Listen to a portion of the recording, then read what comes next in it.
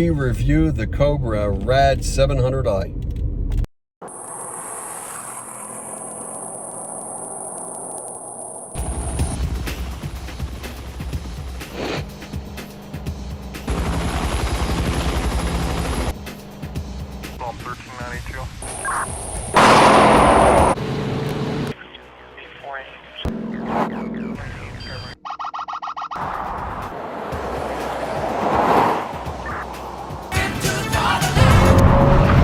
Hey, what's going on, guys? This is Robert the Veil Guy, and I'm here with the owner of RadarBusters, and we're here to do a video review to correspond to our written review of the Cobra RAD 700i. Let's get right to it. If you don't want to watch a long video, I'm just going to cut to the chase. This Cobra RAD 700i is just an incredibly exceptional radar detector at a price point of just under $250. And honestly, I don't even know how Cedar, the parent company of Escort and Cobra, could even manage to produce such a detector. It's really incredible, and if you're looking for an extreme performance, high-end type radar detector, look no further than the Cobra. In fact, it's so unique, I think it's created a new product segment. So let's talk about some of the highlights. Let's go back a little bit of history with Cobra, because I think it's important. Frankly, Cobra hasn't always had the best reputation in the industry over the years. I started, I've been driving radar detectors for 46 years. My first detector was a an Escort, original Escort, 1978, which was only X and K band. That was all it was operating at the time. And since that time now, 78 to 2024, that's 46 years? And I've probably put about 1 million miles in all that time on radar detectors. So I've driven with so many I've lost count. And historically, when I've tested Cobra's performance when they were an independent company was not always the greatest, and sometimes these older products would false a lot, and yet they wouldn't really alert that well to genuine police radar. Now, there was an exception, and I always found that Lidar detection, which is laser detection, has always been extremely good with Cobra products, and that's been overlooked and underrated, performance of the Cobra detectors. But so fast forward to 2023, 2024, and Cobra, they have basically two detectors. I'll talk about the 480i, which is like their entry level at $150, just a so-so detector. It's at an inexpensive price point, very popular seller. People don't want to spend a lot of money, and they get some level of protection, right? But really, what's remarkable is this Cobra RAD 700i. I didn't know what to expect, and when I started driving with it, I was completely blown away with its capabilities. And so let's get to the capabilities of the Cobra RAD 700i now that we've got some history out of the way, right? Its performance and sensitivity on all the bands, XK and KA, is just exceptional. It's up there with the R4 or other premium single antenna radar detectors.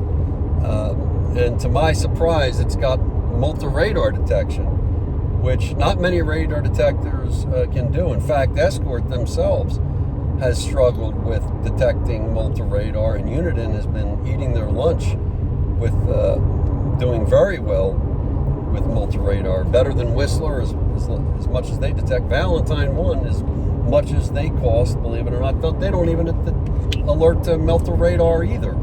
So Cobra and Escort, we're getting a false here with that, actually. That happens on occasion, and that happens with any radar detector. But Escort has finally worked out MultaRadar, and it's not perfect, not quite as good as Uniden, but it's good. And I would say it detects 85 to 90% of MultaRadar, so there's a little bit more tweaking that they can do.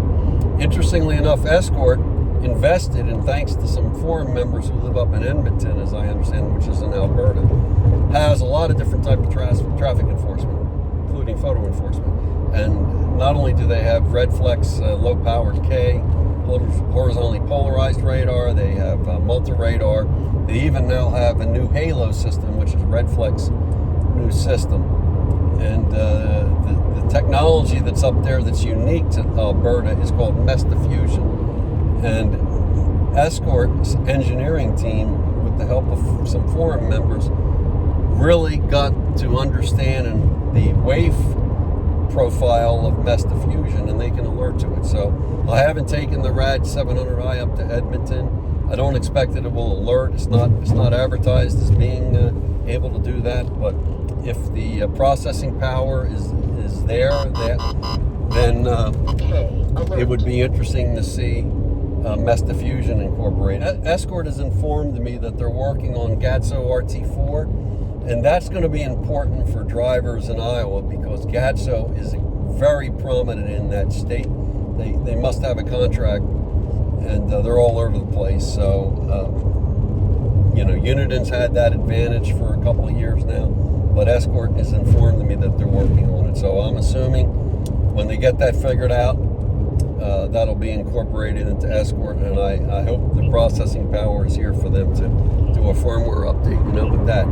So performance-wise, all access capability is really good. There you are. We're getting another K alert, and you can see it's hanging right with the R9. It's just nothing short of exceptional.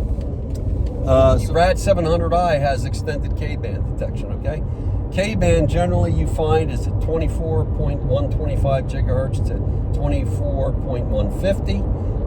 Sometimes, depending on the gun, if it's a little out of calibration, can drift upwards. I think we saw one in Ontario, which was almost 24.180. First time I ever saw that. But in Alberta, where it can get, Edmonton, Calgary, where it can get extremely cold, right? Extremely cold. If you got a radar gun operating or Redflex that's operating at, Redflex operates at 24.082 generally. Well, in the cold weather, that can drift downward, and then you're into the 23 gigahertz range, right? Most radar detectors won't even detect that, right? But with the detectors that have extended, and the RAD 700 has it, K-band extended, I can't believe it, you'll be able to detect that. We came across a Gatso R3, older Gatso, in a small town in Iowa. Didn't alert. I didn't even think it was operating. I said, you know what? What are we going to do? Let's turn on extended mode. And we started getting detection. So it's there if you need it. It's a very advanced feature. So let's get on to laser sensitivity. Now, this is really near and dear to my heart because I've been driving, as I told you, for many years. I've had a lot of laser encounters, okay? And I'm just going to detail some. They're in the written review as well. You'll see online that there's this general misperception that having good LiDAR sensitivity on a detector is pointless. You get shot and then you're done. There's no warning. There's no time to react. And I'm going to give you, I think, at least 4 examples of where having a good laser front end is essential. And one, I was driving to the Northeast Kingdom in Vermont on an interstate, and I was in a loaner car. My BMW was getting service, so I had a loaner 3, BMW 3 Series, and I didn't have any Veil in the car. It was a loaner car, and I had a Valentine 1, which has had the best sensitivity for years. And what happened was an officer was standing well away from me on the off, just before an on-ramp, or an off-ramp, pardon me, in an overpass. And he was shooting, I think it was an LTI, would have been a LTI, what is that? It's been so long, whatever. It's an LTI. And my Valentine went off, and I figured he targeted me at about 2,000 feet. And I was able to, fortunately the road, I was the only one in that area on the road, and I was able to rapidly change lanes, knowing that if I turned my car, my headlights would turn away, and he would have to reposition, because now I moved, he'd have to follow. And in that time, I was changing lanes and slowing down. And by the time he got my speed, I thought maybe he was going to come out and get me. He didn't. So there's a perfect example of where a good LiDAR sensitivity can be valuable. Another example, I was driving in Delaware by an Air Force base in Dover Air Force Base. When you get to a certain area, there's heavy laser enforcement. And again, at the time I was driving with the Valentine, and a car ahead of me was targeted. But it was targeted in such a fashion that windshields are transmissive. So the part of the radar beam will go right through the car, and with the Valentine, you can get the rare advanced alert. And I did. So I didn't even see him. It was a great distance. The beam was wide enough. That's how we picked it up. And I ultimately got targeted. And then when I was closer, and that was over 1,000, probably 1,500 feet.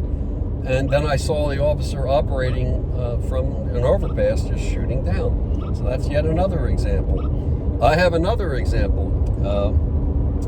I was, let me think about that. What is that example? Yeah, I was driving on Route 50 in Maryland, which is outside of DC. And I was going down to Maryland a lot because laser is very popular down there. And I was driving with I think it was a CR97, which also had good laser sensitivity, not at the level of the Valentine. And a car was passing me, a van as a matter of fact, and I have the video up there on my channel, and he was targeted, but it was such that there was an angle that I was able to get some of that scatter, so to speak, or beam divergence, so the CR97 went off. And again, it was, 1,600, 1,700 feet. I mean, you can't even see the officer, right? And that's when laser is most lethal. And there's another example. These are real world examples, not test course examples. And then the final series, I will tell you, when you use Veil, and you were with me with a rental, a Jeep Grand Cherokee Silver. I didn't have a laser jammer on it. It was a rental car, and we went through West Virginia, and we got targeted several times with even a silver vehicle, which can really hurt you with laser. And there was one where I was in I think a 60 zone doing 75, and the guy targeted me, and I was able to slow down, and I didn't get a ticket. So if you use Veil, think about this. If you really wanted a great, we talk about Veil for a minute, you want a great performance detector and some laser protection, you put Veil, which is less than $100, and this RAD 700i, which is less than $250, put them together, you're $300 and change. You've got laser protection, and you got a fabulous radar detector and laser detector. And I did some testing.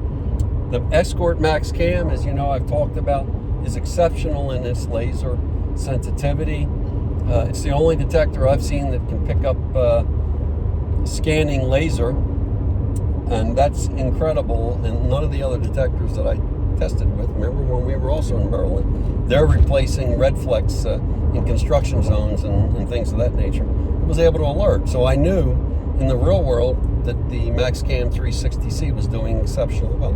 Well, I also noticed that with the RAD 700i. So when I got a chance, we got back from our trips, I did some testing, and this is what I found. I was using a Dragon Eye Compact, which is not an easy laser gun to detect because it's variable pulse rate. It's got an ECCM in it, makes it harder. The pulse rates vary for a radar detector, and I was amazed. The Cobra RAD 700i alerted, and I was getting closer and closer. And keep in mind, laser is harder to detect when the closer you are, which is the opposite of police radar.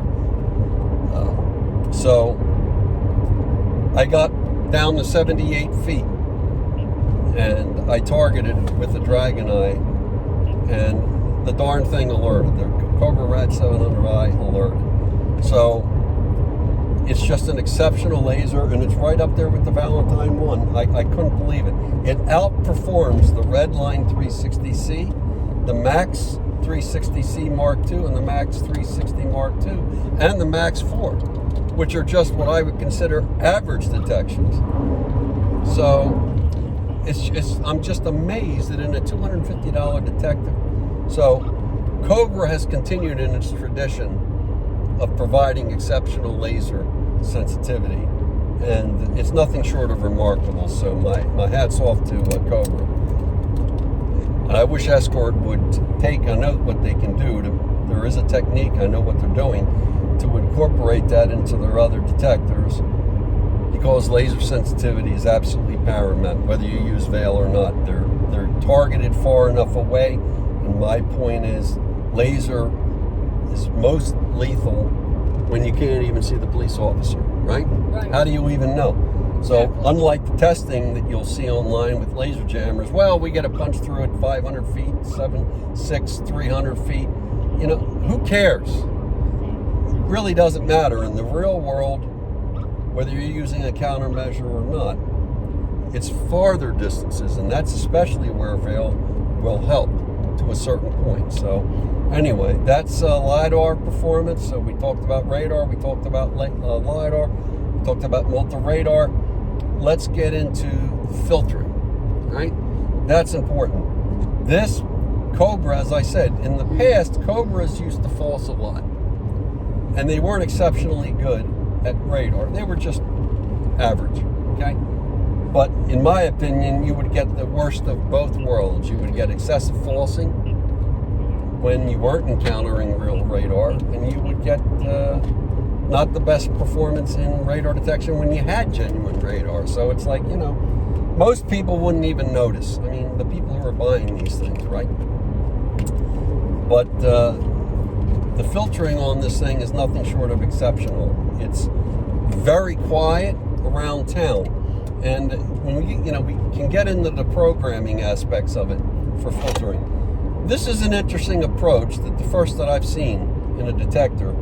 Instead of having these technical terms of like highway, city, city, low K, or no X, Cobra's done something quite remarkable, and it's quite simple, very accessible, understandable.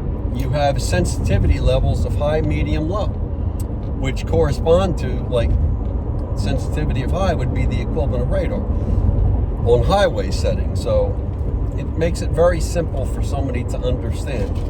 High, low, medium. It also has auto, which is fascinating because since the RAD 700i also has GPS, you can have auto sensitivity. So you can set it to auto mode, and as you travel faster, the sensitivity goes up, like highway. And if you're stuck at a light or you're driving slow around town, you're going to dial back, which is primarily X and K, which are the stationary sources that could false. Or if you're behind a collision avoidance system that somehow could cause a false, it's going to reduce the sensitivity automatically. So for those who just want to set it and forget it, put it on auto mode. So filtering's well. When we drove with it, and we drove with it cross country, I didn't feel that, and I'm very sensitive to reactivity, and we'll talk about that briefly. The responsiveness of a radar detector is important. And there'll be reviews out there that talk about how well and quiet and filtering capabilities a radar detector is, but in some cases it's not due to great filtering. It's due to the fact that it's not alerting to a detection that it's seeing, and looking at it and looking at it and looking at it before it alerts. And some of these detectors can take up to 2 seconds to alert. Well, that's a problem, because with I/O, and we have examples of videos out there you're welcome to look at. I'll even put links below in this video description to what it looks like from the police side. And these radar guns, these new digital radar guns, can obtain a speed within 500 milliseconds, right? So that's a half a second, or 3/4 of a second, 750 milliseconds. So if a detector takes up to 2 seconds to alert, it's going to miss the I/O shot. So I did a recent reactivity test that's out there. we've seen, some of the detectors. Escort was slow on some things. I understand they've made some firmware changes to improve. We're going to have to retest that. But with the Cobra, I didn't feel with the I/O that we came upon that we were lacking for any range. So I don't know ultimately how reactive this thing is to KA, X, or K, and I'll test that, and so we'll know. But overall, it's a balancing act, right? Reactivity and quietness, so the detector doesn't, what's the biggest complaint you see when people get a radar detector? The noise. The noise. We'll get returns because people will buy a detector and say, this damn thing is going off all the time, and it's a noise box. So I can understand Escort and Cobra's tendency to want to lean to keeping detectors quiet, because users are going to ultimately be happier with it. And it feels to me like the Cobra RAD 700i has struck a great balance. So there we have filtering. Let's talk about alert and signal ramp. Now, this is important. Having a detector that is able to convey the level of the threat, that is, i.e. how close you are to being clocked, or if you're actually in clocking range versus being farther away, because it's going to suggest to you how you need to react. If you're speeding, do you need to hit your brakes quickly because you're in the kill zone, or do you have enough range because it's alerting at a lower signal strength? Okay, it's up ahead, I'm going to just back off slowly, right? It makes you a safer driver. Anybody behind you, don't want to be nailing the brakes, right? So I've always considered a signal ramp absolutely important. That being said, historically, Cobra has had the opposite signal ramp of Escort. With Cobra, the old detectors, it had such dynamic range in the way it alerted, it never gave you a full signal strength even when you were at point blank range. So it did the opposite. It wasn't warning you enough that there was an impending threat, right? As opposed to too early, right? Right. So anyway, to the Cobra RAD 700i, I am absolutely thrilled to see that its signal ramp is basically perfect. And it's like the Escort Max 4, which we have a written review. We're going to do a video review on that as well to correspond to that written review. But they've got it perfectly. And whatever they do, don't change it, because it's really perfect. The signal ramp has great dynamic range, and like the Max 4, it absolutely outperforms in alerting characteristics the other radar detectors from Uniden. Valentine does well, Whistler does well historically, but the top premium detectors, it's right there. So that's the signal ramping. Okay, let's get on to what else can we talk about with the RAD 700i? The display. Now this is the one weakness with the display. This thing is so dim, you can barely see it during the day. I mean, I've been critical of Escort in general with their OLED displays. Unidens are far brighter and have a much greater utility, but I can also understand why you have a dim OLED display. And the reason is that if you're bright and you overdrive these things, you can get screen burn-in or whatever it is, and they can fail because it's just too bright. But I would much rather see Escort for themselves, as well as this Cobra RAD 700i, to make it brighter, because even at the brightest setting, this is like a dim setting of a Uniden detector. So make it brighter, put a screensaver in if you want, with a blinking dot that goes across, you know what I mean?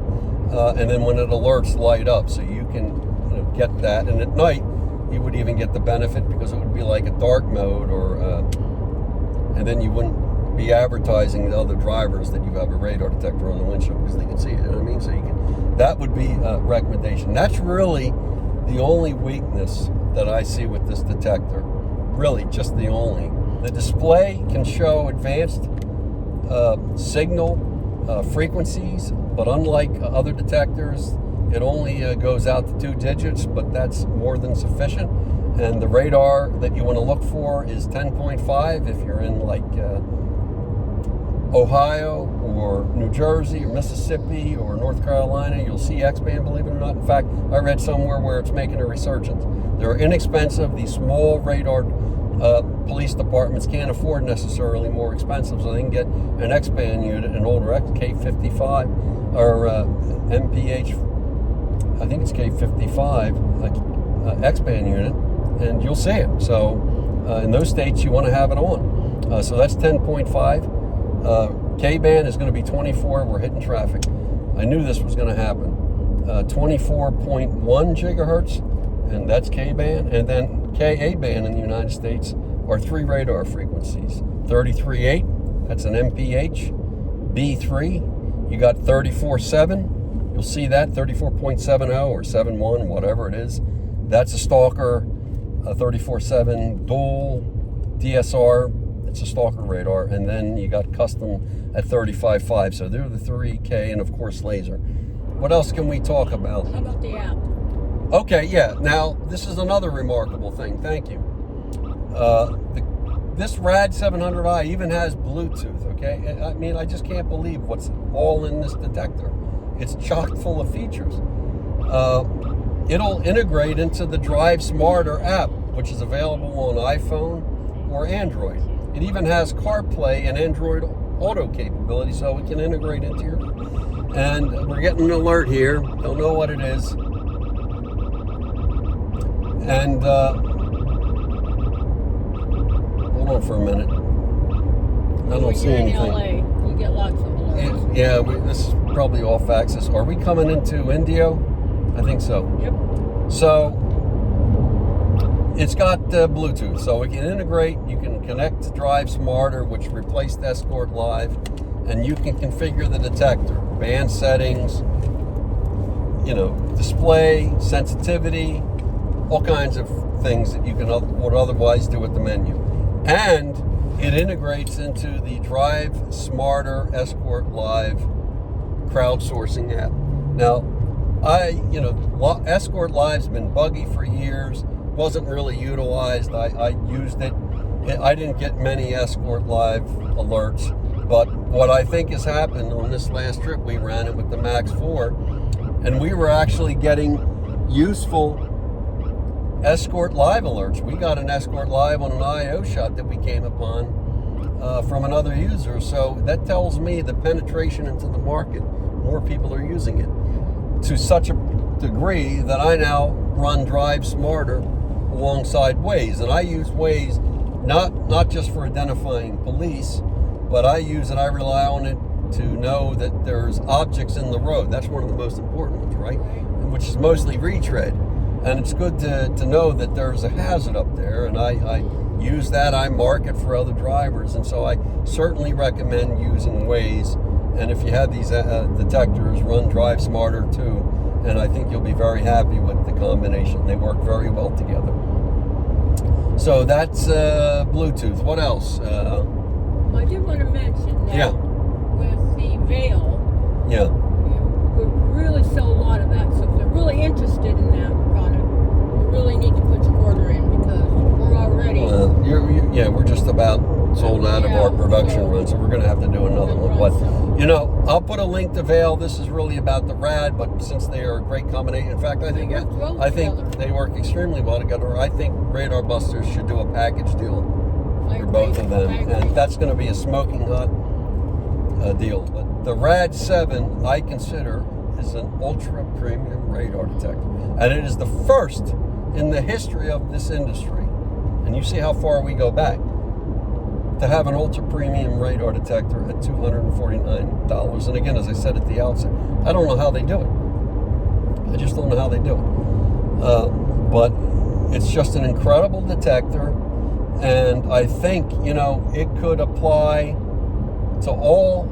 It's created a new detector category for those. If you're thinking about a 480, stretch for the $100 more. It's the best $100 you're able to ever spend. $249. You can't beat it. One ticket that you save, and it'll save you for a heck of a lot more than one ticket, will more than pay for this. Trust me, I get enough to know, right? And the other demographic this is going to appeal to, So you've got users who really are not maybe familiar, that'll be easy to live with. Expert users like myself or enthusiasts. You got a lot of capability in this radar detector. I'm going to wrap this review up. Again, the links are to the review if you want to see videos, more videos, read more about, have a little bit more detail in that review. But I think I've covered on a sufficient amount. And the bottom line is Cobra has a home run here, a Grand Slam home run. This is a fabulous detector. And for the first time in history, I feel comfortable driving literally 30 miles or more over the speed limit with this detector. And I've never said that for any detector. So Cobra, you've done it. Kudos to you from our enthusiast community. Thank you. And we look forward to that. There's going to be better things coming, either with firmware updates or new detectors from Cobra. So if you're interested, make sure you hit the subscribe button. Yeah, thank you. Hit the subscribe. And the bell. Yeah, hit the bell. Visit RadarBusters if you're considering making a purchase. We would really appreciate it. It helps offset our cost in testing. We're a dedicated countermeasure company. We're not Amazon that sells 1 million things, or Best Buy, which sells nearly 1 million things. We're dedicated. We have expert support available, and there are not many of us available left anymore in this industry. Pretty much all the independents have dropped out. So we're the last pretty much of the Mohicans. So we would appreciate your support, and we'll continue to have more content. So anyway, thanks for watching. If you hung in here, this is a long video. I bet you 1% are going to watch this.